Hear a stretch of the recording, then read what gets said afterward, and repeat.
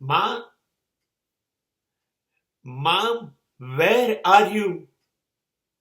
Mummy, ક્યાં છો તમે? ક્યાં ગયા છો?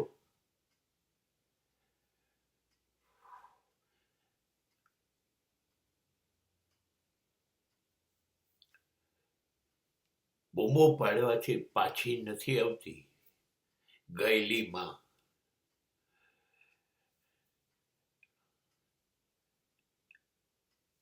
ગમે તેટલું કરો, નથી જીવી શકાતું. જીવવું તો પડે છે ને.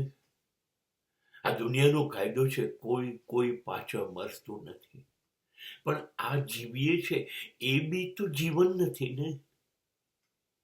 દરેક પળે પળે એ જ યાદ આવે.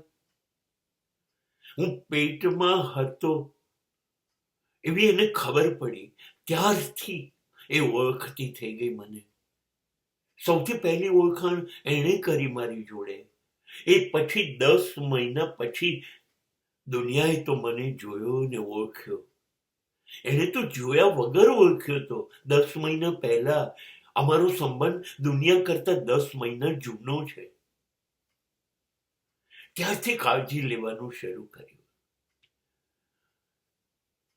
અને જન્મ લીધો એની સાથે જ દૂધ પીવડાવવાથી શરૂ કર્યું. ત્યાર પછી ખાતા શીખવાડ્યું, પાણી પીતા શીખવાડ્યું, ચાલતા શીખવાડ્યું, બોલતા શીખવાડ્યું.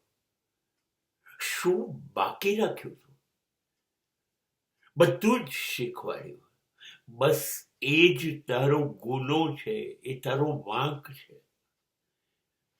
એટલે તો તારે આખી જિંદગી સજા ભોગવવી પડી.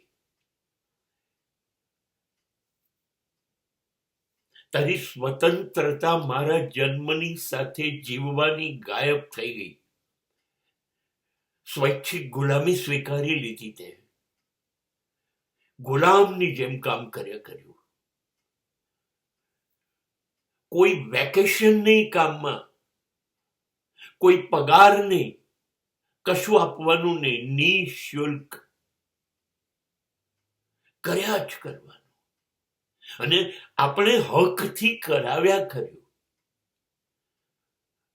નથી ભાવતી ને મને તારા સિવાય બીજા કોઈની રસોઈ, તને ખબર છે કે નહીં? હજી તે ચા નથી બનાવી? ના, તારા સિવાય કોઈની ચા નહીં ચાલે. માં, ક્યાં છે મારા પેન્ટ શર્ટ? મારું સ્વેટર નથી જડતું.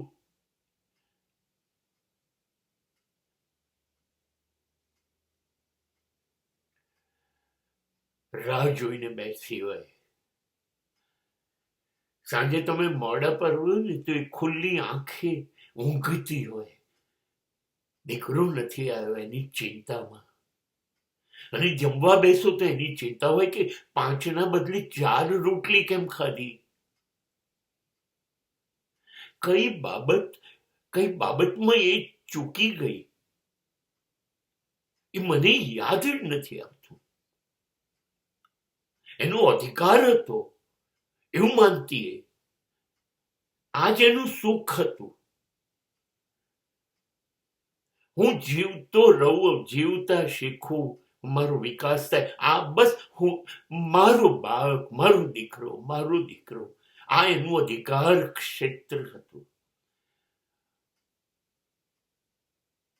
હવે ગમે તેટલી ચીસો પાડો, કંઈ પણ કરો, એ પરત નથી મળતી. આ દુનિયામાં થાકી ગયા, કંટાળી ગયા. જીવવું પડે જ છે. પણ એ વાત બહુ જ સાચી છે. જ્યારે એના જેવું કશુંય નથી મળતું ત્યારે માત્ર એ જ યાદ આવે છે.